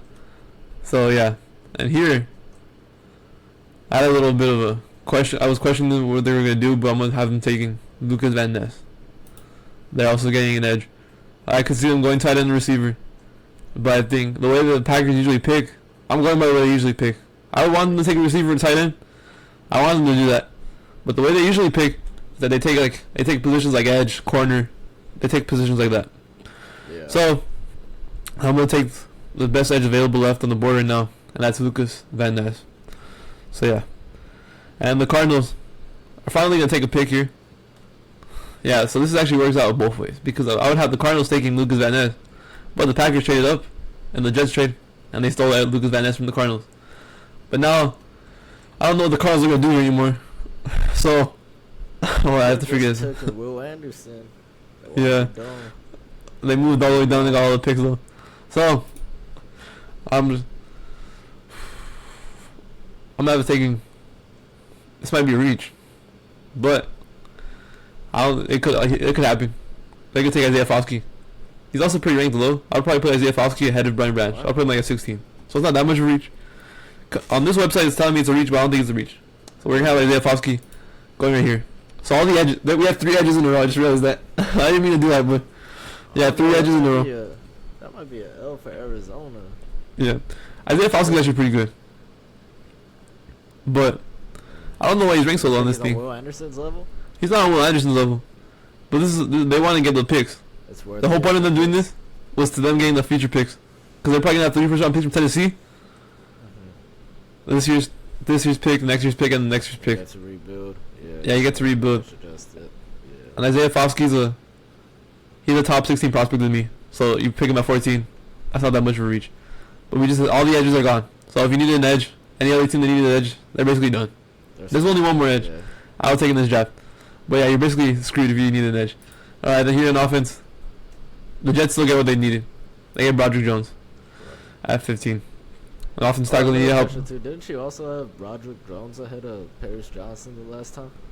No, I didn't have him over Paris. Oh, I think that was the first time we did it. But now it's different now. Oh, okay. That was the very first time we did it, but I changed him. That's when I really didn't watch these guys play. Or their film. Because you can't really watch them play. Because they're just fucking offensive linemen. When we're watching their film, I watched this film already. That's how I rank them now. But, yeah. Paris Johnson, Peter Skronsky, and Broderick Jones. That's how I rank them though. And Washington. Yeah, Washington's going to take cornerback here. Oh, where the heck is Devon Witherspoon? Did I take him by accident? No, I didn't. Where the fuck is he? Oh, he's right there. Oh, yeah. No, I didn't. Yeah. There you go. Devon Witherspoon. And Joey Porter is going at 17 to the Steelers. And 18 at the Lions. Fuck. Who did I take earlier? Oh, we're going D-line. Give me Brian Brees here. We're going Brian Brees. Actually, no, we're going to go Kalijah Kancey. I don't know why Kalijah Kancey's so ranked. What the heck is he? 39? Yeah, 39? Nah, I don't know why he's 39. That's crazy. Yeah, Kalijah Kancey I think is better than Brian Brees, but yeah, Kalijah Kancey. To me, he's better. More potential. Okay. More potential. I also think he's just better. Yeah, I think he's just better than me. So, Kalijah Kancey is going 18. There we go. 18, Kalijah Kancey. And right here, I mentioned it earlier. Hendon Hooker's going to go in this draft in this first round. He's going right here. The Tampa Bay Buccaneers are taking Hendon Hooker with the 19th pick. Ian Rappaport said that more and more. It's looking like more and more that Hendon Hooker's going to be a first round pick. He could be a late first round pick. But I'm having him go. He's got him as QB3. Yeah. Over Richardson and Levis. Yeah, so I'm going to have the Tampa Bay Buccaneers. If he didn't tear his ACL, he might very well be QB3, to be honest. Yeah, he'll probably be over. Torn ACL, bro, and he continued that run he was on the whole year. He may very well be number 3. Yeah, he could be. But yeah, the Bucks, they get hopefully their franchise quarterback. That's why they drafted him. So they get him right here. Okay, then I have a trade right here. This is like hopeful thinking. But you already know what I'm going to do. The Giants, they just trade up over everybody that needs a receiver. So they've met with like all the receivers in this draft class. So they're gonna do something at receiver. But yeah, we're having the Giants trade. This is also not gonna be realistic because they would not give up this much. The Seahawks want like the whole fucking draft too. It would probably just be like. Let's see what a normal trade would be. It would probably be like something like this. Oh, okay. It wouldn't be that crazy. Yeah. But it would not go through. You want to see? Seattle gets an extra third. Yeah. Yeah. Okay. They want me to throw up the whole entire fucking draft. The Seattle wants me to throw up the whole draft. Yeah. That's not how it's gonna happen. Like Pittsburgh wants to move up to 9 with the Bears, and right now there's like this website that tells you what the draft picks are worth, like the points they're worth, and the Bears pick is worth like 1,500, and the Pittsburgh's first round pick is worth like 1,000, and the Pittsburgh's fourth round pick is worth like 1,500. That's how usually the GMs do their trades. They do it by this point system. Yeah. So the point system would be like the first and the fourth. It'll probably be a little bit more than that, but sometimes that's how it works. That's how if you go by that point system, the GMs usually do that shit. But like, it'll probably be a little bit more than that because it's a high pick, top 10 picks. It'll probably be a little bit more than that. But so that's how it works. Team trading sometimes has to give up a little bit more. Yeah, but that's how it usually works. So right here, I'm gonna have to fucking trade the whole entire draft just to Seahawks just to move up 5 spots in the late first round. But I don't understand. We're just throwing them the whole entire fucking draft again. Because I'm not dealing with this shit. They're not getting this shit in real life. But we need to just get it accepted and get out of here quick. Get it accepted, yeah. Yeah, so they're going to take Jackson Smith and Jibba. They jumped the Chargers. They jumped the Ravens. 2 teams that might draft receiver in the first round. They jump both of them. And they take the best receiver, in my opinion, in the draft. But the Chargers still get the second best receiver in my rankings, at least. Zay Flowers is going out of Boston College. He's going number 2. And Baltimore, I don't know what to do right here, but I'm gonna take Jordan Addison. They're going with another receiver as well. Yeah, they're going with Addison. Yeah, over both. I think he fits more of what they need in their offense. How they're gonna run their offense, and how they're gonna run their offense. They need more route runners, guys like that. Well, I mean, they just signed Odell too. Yeah, I still think they need a receiver. Rashad Bateman and Devin Duvernay are not anything special. You can upgrade over them. I'm not saying. Yeah. I'm not saying like they shouldn't draft a receiver. I'm saying you said they needed route runners. Yeah. Would Odell qualify as a route runner? Yeah, but you need more than that. Cause I still don't trust. Devin Duvernay is not a good route runner. He's a good deep threat. That's what he does. You don't need. That's what Quentin Johnson is. He's a deep threat. I like Jordan Addison a little bit more. Quentin Johnson, I don't really even classify him as a deep threat because this season he had like a 38% catch rate when he was like contested catch. When he was contested with cornerbacks, he was like 38% catch rate. So a lot of people like to think he's a contested catch, but he's really not. Because this year he didn't do any of that. He's 38% catch rate when he's contested. When he has another corner and he has the guys on him. He just didn't do it. That's what you're hoping to do at his size. Yeah. Because I tell you, all I know about Quentin Johnson is what I've seen in TCU games. Alright, I haven't like really broken it down or anything like that. All I know about him is literally what I saw in TCU games. So that's why I probably have him a bit higher. Alright. You probably would. Yeah, I've seen there's some dude that's so high on this dude. I'm not really high on him anymore.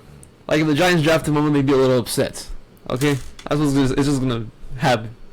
See, I'm not just gonna fucking call him trash, cause yeah. But if the Giants draft him on draft, I'm gonna be a little upset. But yeah, he's still gonna. We're gonna have him going later, but not right now. All right. Then the Vikings are gonna go cornerback. Deontay Banks. I don't know. I think Deontay Banks is better than Cam Smith and Kelly Ringo, but I don't know why they have him that low either. But yeah, Deontay Banks, he's going to the Vikings. The Vikings still need help in their quarterback room. Yeah, so they land Deontay Banks. And then offensive. They're going to go offensive right here for the Jags. They're taking a tight end. Michael Mayer. He's going right here. 24 to the Jacksonville Jaguars. This is a perfect fit. I really like this fit. I hope this happens on draft night.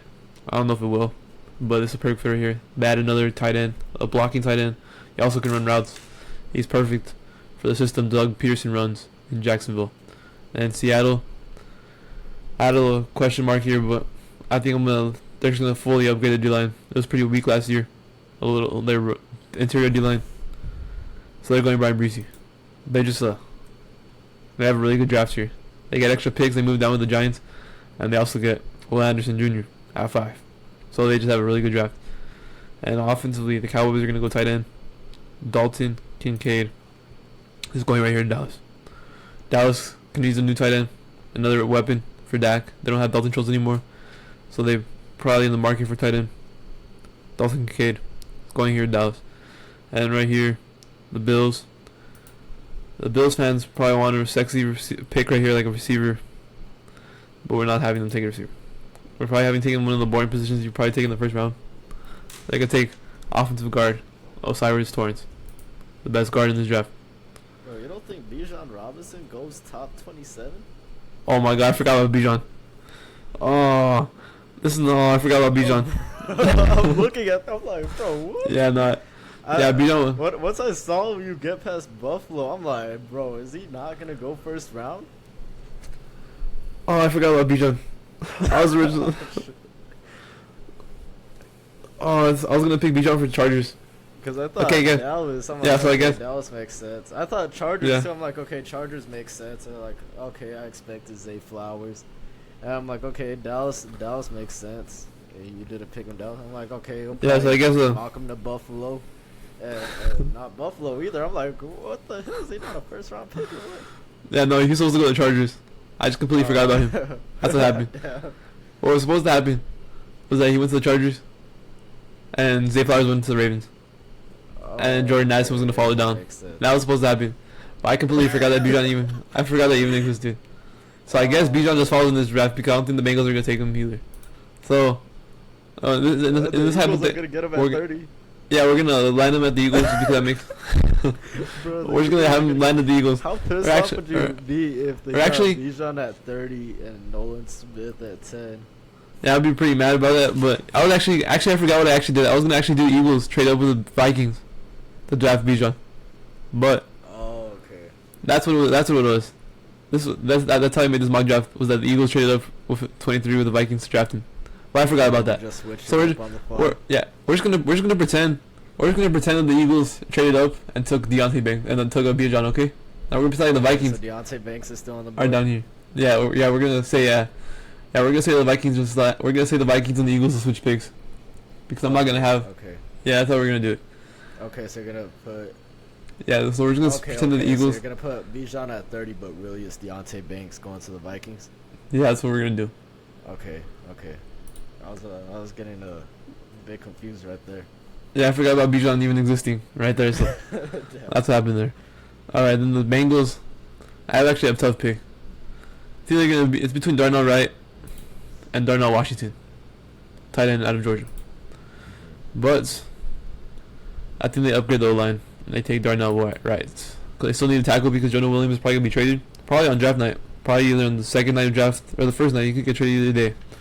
But I think he'll be traded on draft night. So they draft a replacement at right tackle, Darnell Wright. And the Saints. Okay. The Saints. So we're going to have something different again. So Bijan Robinson's going to go at 23. We're going to pretend like that. The Eagles just traded up 23 and took them. So I'm going to have the Saints taking Deontay Banks actually. But we're just going to have them taking Cam Smith. So we'll actually have, so it's going to be Deontay Banks right here at 29. Just pretend it's Deontay Banks. And at 30 is the Vikings, and they take Cam Smith. So we're just going to pretend like that happened. Okay. And then Bijan goes at 30, but it's actually 23. Just remember that. Right. And the Chiefs. Yeah. And the Chiefs take. Hold up, no, they're actually not drafting here. We're having another trade. Oh, they got a trade. The Cardinals are just making moves. Yeah, the Cardinals are trading back up. Yeah, he's on the board, yeah. Yeah, the Cardinals they have like the fucking 80 draft picks now, so they just trade up. Shit, god damn. Yeah, so yeah, they traded up from 34 to 31. Not that much. They don't need that much in real. So we're just gonna give them like, let's see if that works. Yeah, okay, yeah. And just to get the 5th-year option on this player, they're gonna get the replacement for DeAndre Hopkins. They draft Quentin Johnson. Yeah, they don't get all these picks in real life, but yeah, they'll probably get something. If they actually do these trades, they could probably actually get something similar to this, but it won't be as much. Definitely, not as much. but they could get something throw in similar. a bunch of extra stuff to make it actually work. Yeah. Yeah. So yeah, they would get Isaiah Foskey, Quentin Johnson, and all these picks. But yeah, that's the. Imagine Arizona goes that crazy on draft night. Yeah, that would be fucking nuclear if they did this. They just fucking trade down. They trade down 2 times and they trade back up. Yeah. Yeah, I actually didn't have this. I just saw it on Mel. I saw this. I didn't actually have this, but then I saw Mel Kiper's draft, mock draft, and I was like, that makes sense. Especially since I had him trading Hopkins to the Patriots. Yeah. It made sense for them to move back up. They want the option on him. Yeah. So yeah, because they could draft him in the second round, but I just had him doing that so they could get the 5th-year option on Quentin Johnson. So yeah, and we're also pretending, and just make this clear, Bijan Robinson went at 23, and the Eagles traded up, and the Vikings traded down. So it would be Dante Banks to the Saints, and then Cam Smith to the Vikings at 30. Just to make that clear, because I forgot Bijan existed. Yeah. Bro, I was getting confused, bro. I'm like, bro, ain't no way he made it. Yeah, no. Yeah, there's like 2 mock drafts I made. It was one where the Chargers took him at 21, and then there was the other one where I had the Eagles trading up. But it was just the one where the Eagles wanted to trade up, though the Vikings didn't want to trade down. So I had to give the Vikings like fucking 2 first-round picks just to move up. But yeah, Oh god. yeah, these teams, yeah, this computer thing. I don't know what the fuck their AI does, but it makes it. It wants me to trade their whole entire draft just to move up 2 spots. So just to move up a few spots. yeah. Yeah, that's a pretty solid. Yeah, I like that. I'd say at first I was getting a bit worried, but then once you clarified it, it's like, oh, okay, Yeah. everything makes sense now. Yeah, I forgot. There's a bunch of different iterations I did. Like I had one where Jackson Smith and Jigba goes to 15 at the Packers, and I had the Giants trading up for Zay Flowers. So it was a lot of different ones. But yeah, that's how. That you settled with. Yeah, this is the one I settled with. This is probably the most interesting one that I could have settled with because I just had like so many trades, especially the Cardinals. I just had the Cardinals doing everything. They had like fucking 80 picks after one night. But yeah. All right then. I'm legitimately getting scared of seeing. Oh, I mean, oh man, maybe I should just give him a chance, bro. Maybe I should just give Will Levis a chance. I'm doubting this guy too. So. Yeah, you never know. He could end up like a Josh Allen. Neither of us believed in Josh Allen. Who knows? Yeah. Who knows? I'll tell you. Yeah. I probably wouldn't have shit on Josh Allen as much as if I actually paid attention to the draft. Like back then, I really didn't pay attention that much compared to the way I do now. Yeah. So I probably wouldn't have shit on. Yeah, I probably wouldn't have shit on him for no reason. I just probably shit on him for no reason because I had no idea who the dude was. So that's probably why I shit on him because I was like, now I don't think I would have. I don't think I would have. Because I don't even shit on Will Levis. ULA, QBs, Sam Darnold and Josh Rosen. Yeah. UCLA and USC. Those are the guys I was on at the time. Oh, and Baker. I actually really like Baker too. And Lamar too. I also really like Lamar too. Damn, that's crazy. That's probably why I hated Josh Allen so much at the time. Yeah, I really didn't pay attention to the draft that much back then. Like now I actually. I'm not hating on Will Levis. Right now, actually, out of all the QBs, I probably see him the most likely to fail. But I mean, I did say the same thing about Josh Allen. So. Yeah, and now I actually watched the film on these players. That's the only reason. Yeah, the only player I probably hate on. I guess I hate on Quentin Johnson the most out of everybody. I hate on him the most. I was about to say, yeah. He's the one that gets hated on the most. I don't think I hate on anybody else except for him. I always shit on him the most. I don't really think I talk shit about anybody else. Yeah, I don't know. Yeah, I'm not really shitting on Jalen Carter by him going from 6 to 7. It's not like I'm making him fucking follow like 15 or some shit. So it's not like.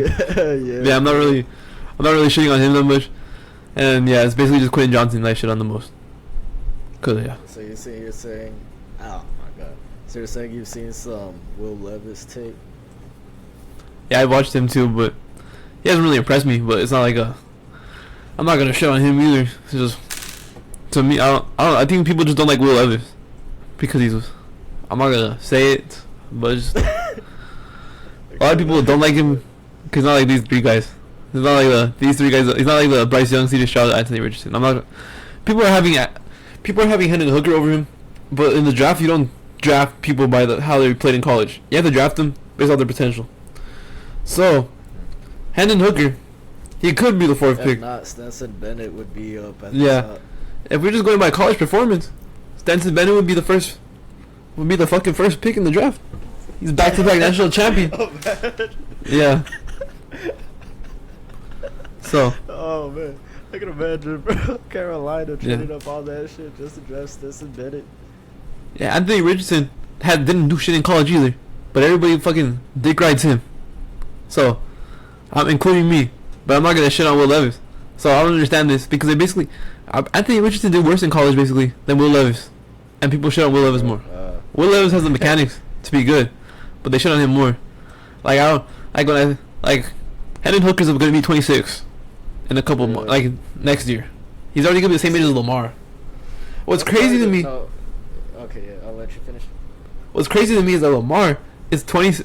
They're the same age, but teams are actually thinking about taking Hendon Hooker instead of offering Lamar a contract at all. Like, not even, crazy, not even to inquire about him. Not even to like, maybe we'll bring him in for a visit or something. Not even for that. But there's teams that are willing to take Hendon Hooker, who's gonna be 26, the same age as Lamar, and he's coming off a torn ACL, right? Torn ACL, is that what he did? Torn ACL? Yeah, torn ACL, and he's 26 years old. That's pretty crazy. Yeah. There's teams more willing to do that. It's a lot cheaper, but I mean, Lamar's far more guaranteed at this point. Yeah. Even though I was just talking about not shitting on Will Levis, even Will Levis thinking about drafting Will Levis over even thinking about bringing in Lamar for a visit is crazy to me. The only guys I can think that would be fine with that is like Bryce Young, C.J. Stroud, Richardson. I would be fine with those guys if you're like, oh yeah, maybe even Will Levis a little bit. Yeah, Richardson. You're hoping he's even 25% of Lamar in 2 seasons. You're hoping. So, but these teams don't even want to bring in Lamar. So, unless they already know that Lamar's going to go back to the Ravens, unless they know that the Ravens are going to match any contract Lamar gets offered. Maybe that's why. They don't want to waste their time. Yeah, maybe that's why. Maybe they know that the Ravens are going to do that either way. So there's no time. But it's just crazy to me. Especially Hendon Hooker. Hendon Hooker are the most, like, not even thinking about bringing Lamar, but like, oh yeah, we're out of Lamar, but we want to draft Hendon Hooker. So, yeah. Like, it would be crazy to me if I see, like, the Falcons. If the Falcons take Hendon Hooker, that would be the fucking stupidest shit I've ever seen. Number 8? Especially after all the dick riding they did with Desmond Ridder. Yeah. I would rather just fucking keep that. I would rather just play Desmond Ridder a year and draft a player that's better. Because, yeah. Okay, yeah. What I was about to say right now is I think the reason why I might be possibly just shitting on Will Levis so much is because you kind of brought it up right now that most people go off like the college performances and stuff like that. Bryce Young, I saw him shred teams all the time. CJ Stroud, I saw him shred teams all the time. Even Hendon Hooker, I saw him shred teams all the time. I never watched a Kentucky game a day in my life, so I got no idea what Will Levis is about. And at least Anthony Richardson, I've seen what he did at the combine. I know for sure I've seen Bryce dominate, I've seen Stroud dominate, and Hooker dominate. I was not saying I would take Hooker over Levis, but I'm saying like for sure I've seen all those 3 dominate at the collegiate level. That's probably where my bias is coming from, because yeah, I would never put on a Kentucky game a day in my life.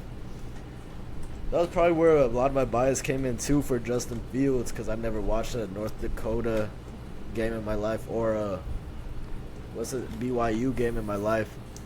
So I probably had more bias towards Justin Fields. I feel that's what I'm getting at with Levis. It's not the other reason that you were saying, which I'm pretty sure I get what you're talking about. I was just joking around. I wasn't being serious with that, but yeah. You weren't being serious? Oh, yeah, okay. No, I was just joking around with that, but yeah. Okay, yeah. That's not me. I'm pretty sure there is some people like that. Oh, no, there definitely is people like that. But I was just joking around. Yeah, no, I was just joking around. That's not me though. I tell you, it's probably just like collegiate performance. Cause no one's turning on a Kentucky game. Let's be honest. Yeah, that's why you just can't go off of that, because then fucking Jamarcus Russell would be one of the best. What's his name? Matt Leinart. He would be one of. Johnny Manziel would be one of the. Yeah, Matt Leinart, Johnny Manziel. I was big on the Johnny Manziel hype train too. I was big on that. Yeah, even Kevin White. Remember Kevin White out of Georgia? He was super good in college. That dude fucking couldn't even get on the field in the NFL, and he was a top 5 pick. So, yeah, none of the. What was that dude's name? Trent Richardson too, the running back at Alabama. He was fucking. I know. Oh yeah. I know that dude is fucking good too in college. He didn't end up. He played like one good season. Yeah, and he was like, "Oh yeah, I'm done." To Indy, and he played like ass. Yeah. Yeah. So yeah. Yeah, because even if we're being real, Anthony Richardson was putting up shitters too in college. I can tell you that. Yeah. Yeah. Yeah, but the reason I'm really like doing that shit is because Will Levis and Anthony Richardson basically had nobody to play with. Because Will Levis, his best target was Wan'Dale Robinson the whole entire time he played college football. And Wan'Dale Robinson wasn't even there last year. I mean this season. Yeah. So Will Levis had his best seasons when he actually had somebody decent to throw to. Yeah, when Wan'Dale Robinson was there, Will Levis was like unquestionably like a top 5 pick and nobody even questioned it. But now since he had nobody to throw to and his team sucks because nobody that's good at football is gonna play in Kentucky most of the time. So yeah, no, for real. Yeah, that's just Florida. Florida didn't really have anybody on offense at all, like nobody that was even decent. Yeah. Like obviously C.J. Stroud in Ohio State. He played for Ohio State, Alabama, Bryce Young, Marvin Harrison Jr., Jackson Smith-Njigba, Chris Olave, Gary Wilson. Wilson, yeah. Bryce Young had fucking Mechie, and what's his name? I forgot his name. Before that too, didn't he? Oh, actually no. Waddle and Devontae were Big Mac. Yeah, they left. No, he had Mechie and he had Jameson Williams. Yeah. Yeah, but he lost both of them. He played a little bit worse, but he still played good enough. So that's why he's still above. That's why he's still above Richardson and Levis because he didn't have that good. I don't really think any of the receivers he had are probably gonna be even top 2 picks in these next 2 years. And they're Alabama receivers. Yeah. That's how bad they were. That's crazy. Yeah. So usually Alabama receivers go first round. Yeah, and he still played. He still performed. So yeah. But yeah, let's get into the next topic now. We're gonna go top 10 edge rushers. They're just pass rushers of all time. Either way, mine's more pass rushers. Isaac's is more edge. So rusher, yeah. So alright, I started on the mock draft, so you could go first with the edge. All right. Yeah, you already know where I'm gonna go. Number 1, undoubtedly, no questions asked. White, the greatest defensive player of all time, Lawrence Taylor, the original LT, the only defensive player to have an MVP award. He changed the way people block, the way they block, he changed the edge position. Actually, that's how he changed. He changed that position. He was also a, what is it called? He was also a high on crack at practically every fucking game. So take it what you will. Yeah, because he broke.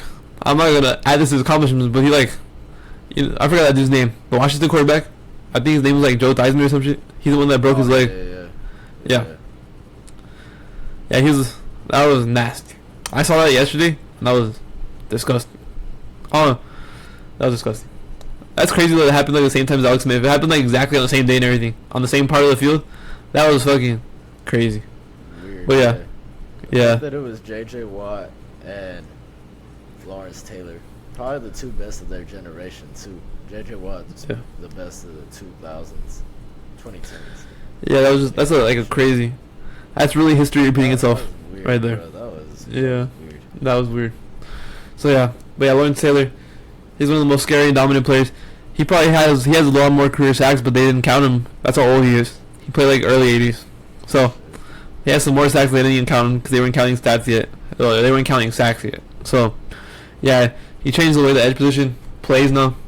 He's basically the reason why the way the edge rusher is now is the way it is now because of him. He changed it. So he really set the bar for that. Yeah, like I said, to me, he also carried like that second Super Bowl run with the Giants in the second Super Bowl. He carried them on his back, and he was a defensive player. That game against the they had an NFC Championship game against the 49ers. They had a backup quarterback in playing against Joe Montana and Jerry Rice and all that. They had a backup quarterback in. Phil Simms was injured. He didn't play that game. And Lawrence Taylor and the defense basically fucking shut down that Niners offense and they won. Like they gave up like 9 points or some shit like that against one of the best offenses of all time in the 49ers. So that was literally off Lawrence. Lawrence Taylor is only like one of the Giants didn't even score that many points either because the Giants had no quarterback basically. But the only reason they scored points is because of the defense. The defense got him in field goal range, and Lawrence Taylor got a fumble for a touchdown. So it was basically them carrying. That's how good Lawrence Taylor was. So yeah, he's my number 1, undoubtedly, the greatest defensive player of all time. And 2, Reggie White. Reggie White almost has 200 career sacks. One of the best defensive ends. Right there next to Lawrence Taylor. Lawrence Taylor just has a little bit of edge over him, especially since he's the only player to ever win MVP. That to me, really, puts him over the edge against Reggie White. But yeah, Reggie White had almost 200 career sacks. He had like 198. Pretty freaking crazy. He also had, I believe I think he won Super Bowls with the Packers. At least one. Yeah, he played with the Packers, the Panthers, the Eagles, all those teams. He was also really dominant. But yeah, Reggie White, number 2. And Bruce Smith is my number 3. Bruce Smith also has almost 200 career sacks. Sadly, he didn't win a Super Bowl because the Bills choked every time they made it to the Super Bowl. Yeah. Yeah. So the Bills, he never got a Super Bowl. But that really doesn't matter for him. He almost had 200 career sacks. That's just insane. I'm pretty sure he's second in sacks all time behind Reggie White because Lawrence Taylor was like 5 or some shit because they didn't count sacks for like his first 3 seasons of his career. They didn't count the sacks. He wouldn't have had that much against them. He still probably wouldn't have reached them, but still. Yeah, Reggie White number 1, Bruce Smith number 2. Yeah, they were like 2 of the best. After Lawrence Taylor, like the best 2. Yeah. They played. Well, they basically played. They played mostly after Lawrence Taylor was basically done. Like Lawrence Taylor basically dominated from like early 80s to like late 90s to early 90s. I mean, to like early 90s. That's what it really was. It was that time span. Reggie White and Bruce Smith really came in after that. Like they came in like late 80s, and they basically played all the way to like late 90s. So they basically played after Lawrence Taylor. So Lawrence. Quickly before you move on. Oh, okay. I just want to say real quickly before you move on, I got the exact same top 3, top to bottom. So I mean, whatever Joseph's saying right now, pretty much put it in for me too because he's doing pretty much all the explaining. I got the exact same top 3 in that order. So we just keep it at that real quick. But as you were saying. All right. So yeah, Reggie White and Bruce Smith.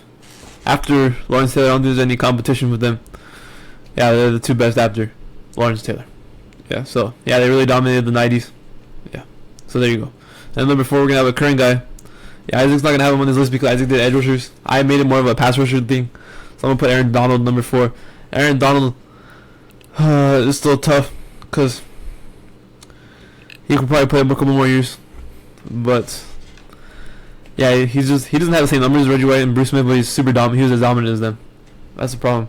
But he's really dominant. He's the same. He's just as dominant as them. But yeah, I just have him at 4 behind Reggie White and Bruce Smith. I think Reggie White and Bruce Smith are just a little bit better than them. I could argue with him maybe over Bruce Smith. He plays. I just need Aaron Donald to play like 2 more seasons, and I think I can for sure I think I can put him at number 2 if he just plays a couple more seasons. But I don't know if he's gonna do that. Because if he retires after like next season, I don't know if I can put him with Reggie White. Because Reggie White almost has 200 career sacks, and he's an all-time sack leader. I just need Donald to play at least like 2 more seasons, and I can give it to him. I can give him number 2. Reggie White, that would be crazy. Yeah, I don't know. Bruce Smith, I think. Yeah, I think Reggie White would have to be like a. I think Aaron Donald has like 137 career sacks. So if Aaron Donald was able to put up like 15 sack seasons back to back, and he retired, you would have like almost 170. Reggie White has 198. Yeah, it would be a little bit more of a debate at least. I would probably still put Reggie White over him if that happened. It would be a little bit more debate at least. But over Bruce Smith, I think I would put him at. If he played at least 2 more seasons, I would put him over Bruce Smith. But right now, yeah, if he retires next season, I can't put him over Bruce Smith or Reggie White. I just can't do that. So, yeah. And then 5, we're going to have another Rams player. Deacon Jones. I don't think a lot of people know who Deacon Jones is because he played a long time ago. Was he play? Okay, real quickly, is he more of an edge or an interior rusher? To me, Deacon Jones is more of an edge rusher. Him was more of an edge rusher. I was considering including him, but I wasn't too clear on what position he was. Yeah, I consider him more of an edge. He is very old. He is very old. Yeah, he is. But he had those numbers too. He had a couple of 20+ sack seasons. He had 173.5 sacks. I'm pretty sure he's 4th all time. I think he's 4th all time. But yeah, he played a long time ago. He played in the 60s, or he played during the 60s and the early 70s. Played a long time ago. But he's an All-Pro. He's an 8-time Pro Bowler, 5-time All-Pro, Hall of Famer. He's on all 1960s teams. That's how old he is. But yeah, he deserves his credit. He was one of the best D ends as well. 6'5". Yeah, he was the best edge rusher before Lawrence Taylor's time, before Bruce Smith's time, before those guys' time. That's where he was. But yeah, you could probably even argue Deacon Jones over Aaron Donald right now still. You could argue that because Deacon Jones has the numbers to back it up. But I'm probably being a little bit biased right there. So I know some people. I was looking at other people's lists just to get like a feel for it. And a lot of people had had Deacon Jones in like number 4. So, yeah, over Aaron Donald. So I could just be being a little bit biased because I've seen Aaron Donald play. But yeah, Deacon Jones is number 5. So yeah, I don't want to be biased here as well. So I'll let Isaac go through his 4 and 5 real quick. Alright, yeah, so you say you're not going to be biased, but my number 4 is actually another Giants player. You know who I'm talking about. I mean, it's Michael Strahan. He's still pretty much dominated. I tell you, one of the best players into the 2000s. He also played late 90s a bit, didn't he? I think he was drafted like 1992. Yeah, so he played. Oh, so early to late 90s. Yeah. And then he finished it off with the Super Bowl, right, against New England. Yeah, against New England, yeah. So, yeah, I mean, one of the best edge rushers. Right now, he's doing a great job on TV and stuff, but we're not talking about his TV. We already seen what Michael Strahan could do on the field. And at number 5, I got, in my opinion, the best. I believe I just said it earlier. The best defensive player of the 2010s, J.J. Watt. J.J. Bro, he dominated. Like, really? Like, I legitimately think he could have been the second defensive player to win MVP. I believe it was in 2015. They gave it to Aaron Rodgers. I was like, 11, 12 years old at the time. So maybe I wasn't as smart back then. But I remember J.J. Watt was absolutely killing it back then. I know that for sure. He ended up winning Defensive Player of the Year. I legitimately thought he had a shot to win MVP, though. That's how good J.J. Watt was during the 2010s. Obviously, he became the face of Houston. Became the face of that whole entire organization. And he probably is the greatest player in that franchise's history, if I'm being honest. So, we're giving J.J. Watt a top 5 spot on my list. Like Joseph said, mine is more strictly edge rusher. He did more of a pass rusher type. But so, yeah. Either way, though, I'll still probably put J.J. over Aaron Donald, in my opinion. Alright. So, here we go.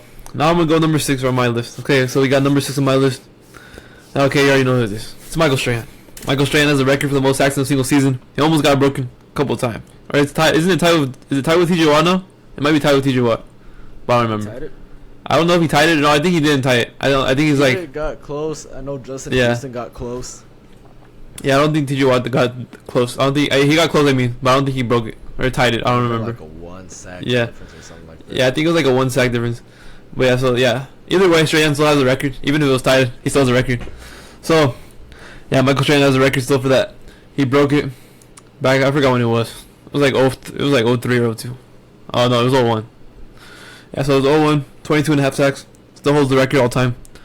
So, yeah, I don't have much to say about it. Isaac already said it. He's a Super Bowl champion, 7-time Pro Bowler, 4-time All Pro, Hall of Famer as well. Longevity to him too.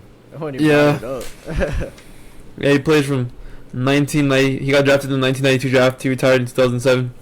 Played a long ass time. He almost played. He played like he could have been like it was like a 15-year career. It's pretty good for a DN. Especially for edge, yeah. They get smacked around a lot. Yeah, they take a lot of hits. So, yeah, it's one of the most physical positions to play. So yeah, he had a long career. He's also on the All 2000s team. So obviously, yeah, he's one of the best defensive players of all time. And J.J. Watt is going to be my number 7. Okay. Yeah, so hold on. I'm just bringing up his accolades just so I can remember them. Alright, he was a 5-time Pro Bowler, 5-time All Pro. He was on the All 2010 team. So yeah, obviously, 3-time Defensive Player of the Year. I think the only players that have it is Aaron Donald, him, and LT. I'm pretty sure. All three of them do it. So yeah. Yeah, obviously he's Walter Payton Man of the Year. Yeah, he's one of the best defensive players of all time. His peak season he has 20.5 sacks. Yeah. He just didn't have the. He had a couple of years though where he had like 4 or 5 and 1. That's why I don't have him as high as the other guys, because he was really dominant. Now a year that he could have won MVP, that was like one of the most dominant defensive player seasons of all time. But it's just these other seasons, he really didn't. Like when he was injured. Yeah. Yeah, because I remember he had some injury issues towards the back. Yeah, like his first year in Arizona, injuries.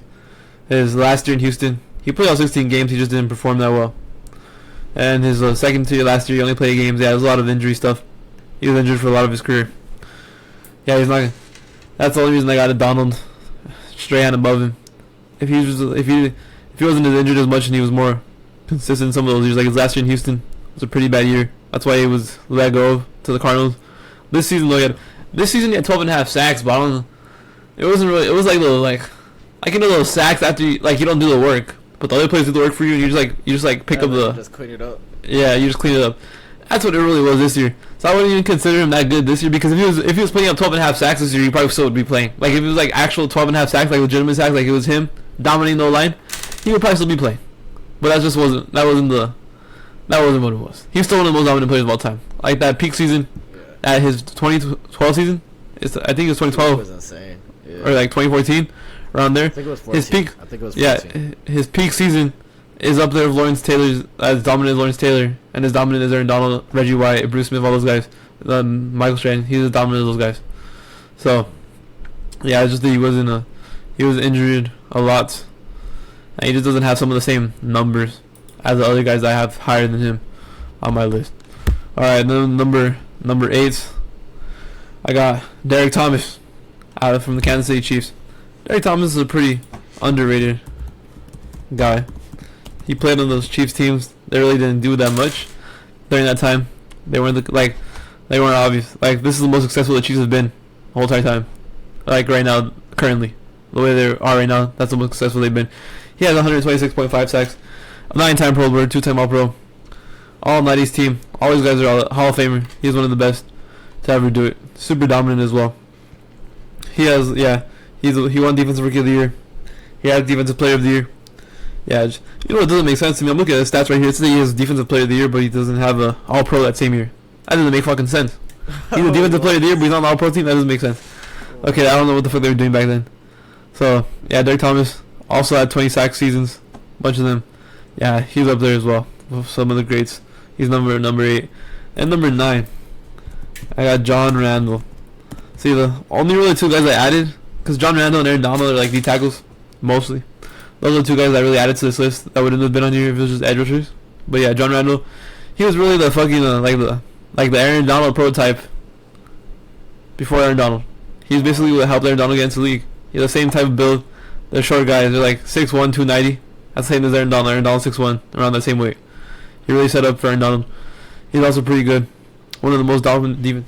Like if you're ranking D tackles, it's Aaron Donald and him, number 1 and number 2. It's just D tackles. And it's probably like Warren Sapp, Richard Seymour, guys like that. Yeah. But yeah, those 2 guys like number 1 and 2 is Aaron Donald and John Randall. Obvious 1 and 2 right now. Yeah. Yeah, he's also he never won Defensive Player of the Year. He finished 2nd 1 year. He finished 7th the other year. But yeah, he's a 7-time Pro Bowler, 6-time All-Pro. All pros are pretty good. 6-time All-Pro is pretty good. I think he has more than J.J. Watt. That's pretty good. Yeah, he's a Hall of Famer, obviously. Yeah, but yeah. John Randall's one of the best D tackles of all time. Probably number 2. And number 10, I got the guy who's 3rd in all time in sacks. And that's Kevin Green. I believe he recently passed away like last year, so rest in peace to him. But yeah, Kevin Green, also really dominant. He's pretty underrated as well. He played for a couple teams. He played for the Rams, the Panthers, the Steelers, and the 49ers. He was also dominant. 5-time Pro Bowler, 2-time All-Pro. He doesn't really have. He's 30 all-time sacks, but he doesn't really have the accolades to show it. Like, that's pretty. He's a Hall of Famer, obviously. Hall of Famer, but he's 3-time all sacks, 160 sacks, 3rd all-time. So, also pretty dominant. All these guys are dominant. Not much difference to say, but yeah, Kevin Green is my number 10. So I see you can finish off your list. Alright, so I like that. I like what you did right there. Your list does have more of like the historical players. Mine is gonna be a bit different, you know. Okay, so I don't have John Randall or Aaron Donald. That's been made clear. And then also, I don't know. I guess I just have more of a bias towards current players, bro. Not current players, but more recent players, as you're probably about to see on this list. But I think it's still solid options, though. Okay, even though I brought that up, this guy isn't that current at all. But we're going to go with Charles Haley at number 6. This dude went to, I forgot, I think he started in San Francisco. I think he started in San Fran. Won like 2 or 3 rings over there. Took his talents to Dallas and won 2, 3 more over there. Finished off with 5 rings. That's the most out of any player until Tom Brady came along. But yeah, Charles Haley, and I tell you, he transformed those defense too, right?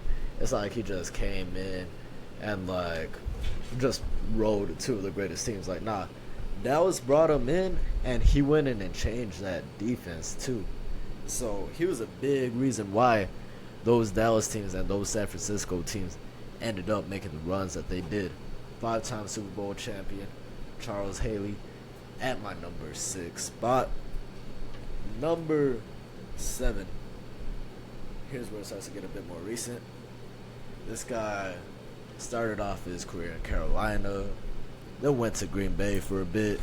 And so with this pick, number 8 or number 7, I'll go with Julius Peppers. Of course, he was a Defensive Rookie of the Year in 2002. 3-time first-team All-Pro. He was an all-decade team in 2000s and in the 2010s. So, Julius Peppers, bro, he was a sack machine back in his day, bro.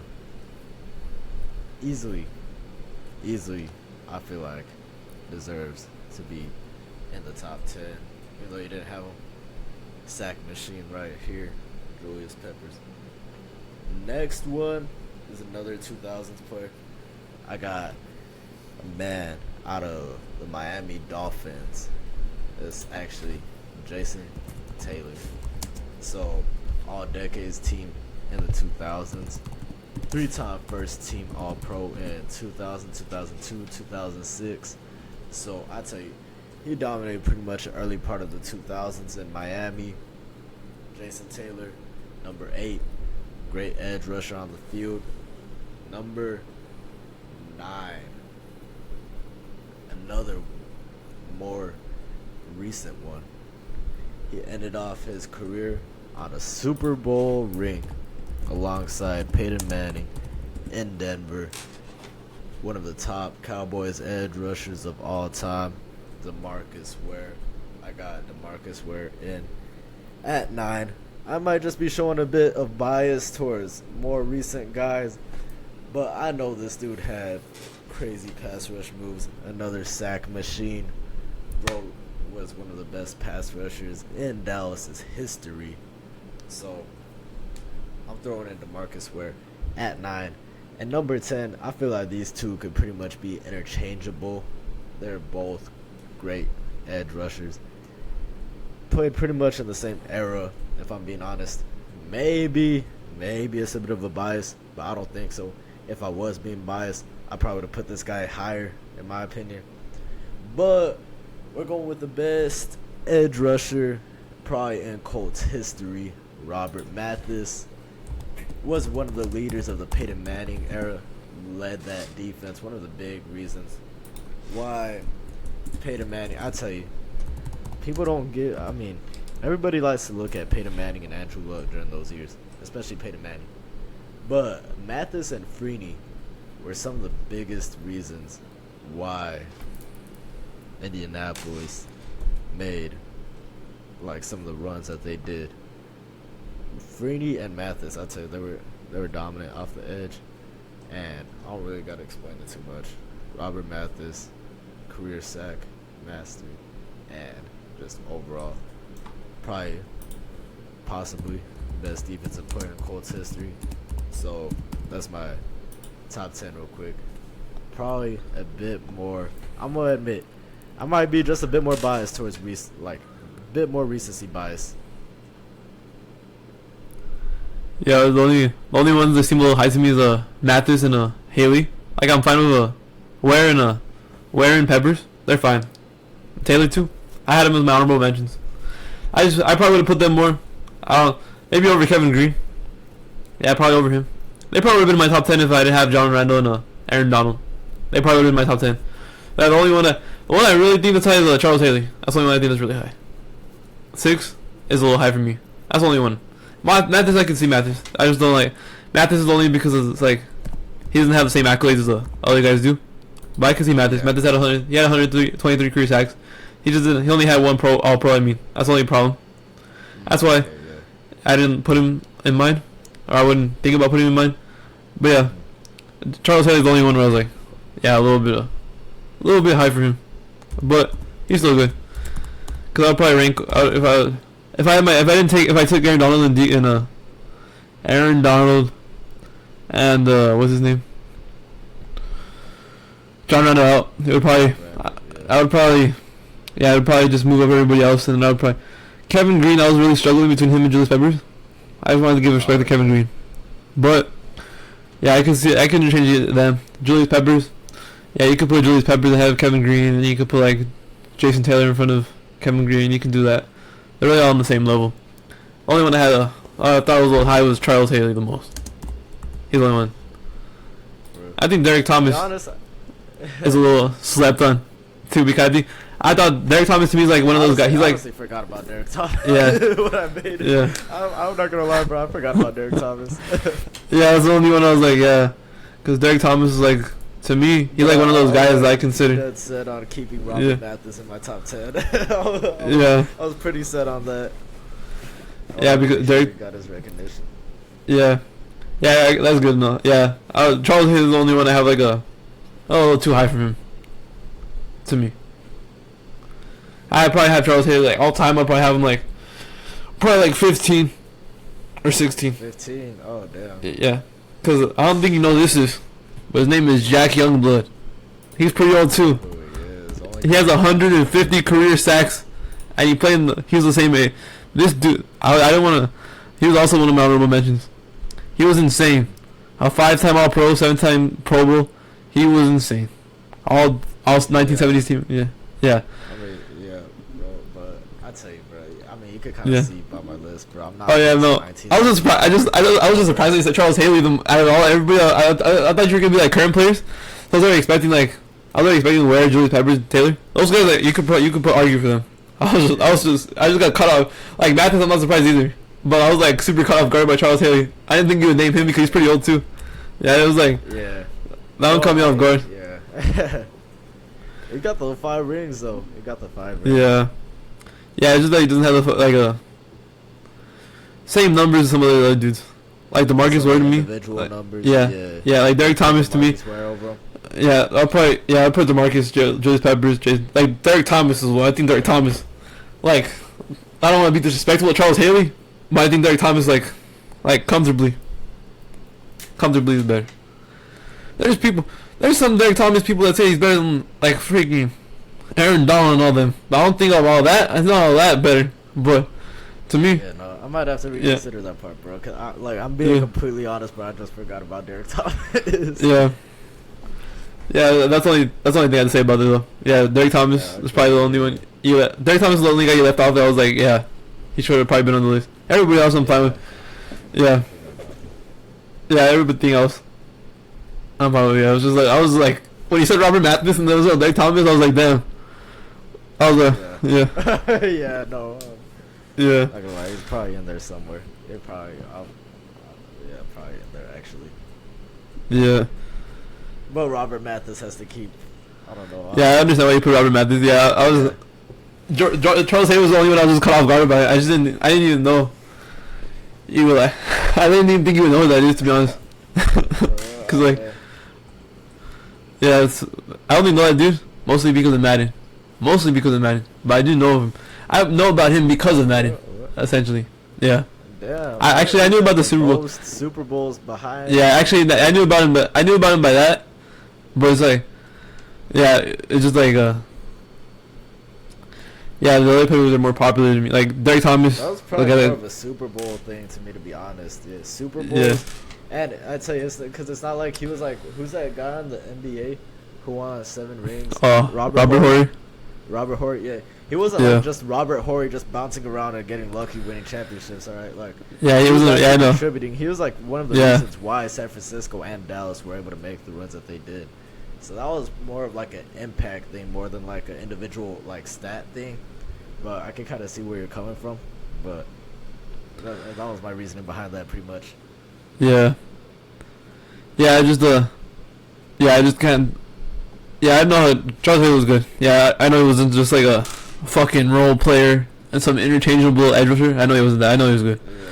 It's just Derek Thomas. Derek Thomas is the only guy I really care about. That's only... Everybody else I'm fine with.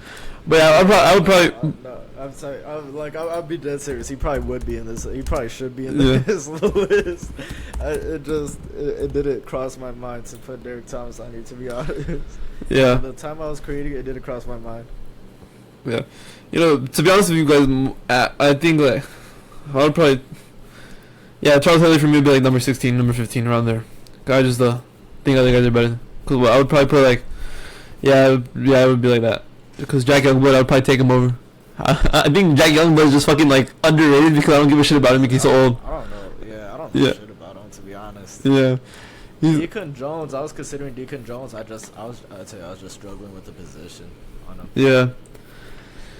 Yeah, Deacon Jones and Jack Youngblood are actually really fucking good. Jack Youngblood could probably be top 10 if I wasn't just like... I just probably don't care about him as much. Yeah, I don't care about him either. I'm not putting Jack Youngblood over Robert Mathis, bro. That for sure is 100% bias, but there's no way I'm putting him over Robert Mathis, bro. Yeah, if I was just like considering no bias at all, Jack Youngblood had to probably be... Jack Youngblood, you could argue, is better than like DeMarcus Ware. If I was just like if I was just going player versus player... No shit about him. Yeah. If I was just going by player, and I wasn't being biased at all compared to what I watched, because obviously I'm like the players I watch now more. But yeah, I would probably... Jack Youngblood, you could argue that's better. I'd probably say Julius Peppers and Jason Taylor are better than Jack Youngblood, but you could argue he's better than DeMarcus Ware. Yeah, the only reason I don't put him like that is because I don't give a shit. He's pretty old. Yeah, for real. Like, it's going to be pretty hard. Yeah. I can talk more about Deacon Jones than I can about Jack Youngblood. But yeah. Jack Youngblood I really only know because of Madden. But what's funny is that Deacon Jones is even fucking older. He's older than fucking Youngblood. But I only know Youngblood because of Madden. So. Yeah, no, that's the only reason why. Bro, if it wasn't for Madden, I don't think I would know who Jack Youngblood is. Yeah, that's the only reason I know who he is. But yeah, it's pretty good. Yeah, if I'm being pro, I would have had no clue who this guy was.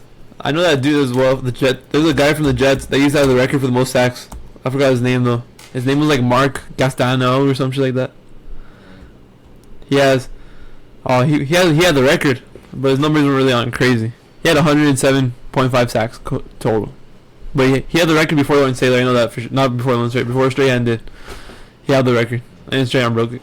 So... I remember he was mad though that Strahan broke it, because Brett Favre basically just laid down on the floor. Oh yeah. And I remember this Jets dude was mad about it. But yeah, he doesn't have the record anymore.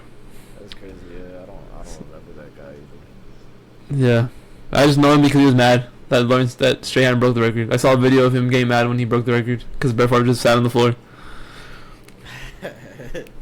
Yeah. So. Oh man. Yeah, that's hilarious. Yeah. There's a top 10 edge rushers of all time. We'll continue this series moving forward. We'll have some NBA top 10s as well as some NFL top 10s to carry us throughout the rest of the summer. So, any last thoughts before we end the show? Not really. Next episode we're gonna have basically a recap of all the playing games. And we're probably also going to have a playoff preview. Probably both. Alright, yeah, so y'all are going to want to miss that one. Stay tuned. This was the 20th episode of the Playmaker Pod. Don't forget to like, share, and subscribe. We're going to head out now. So peace.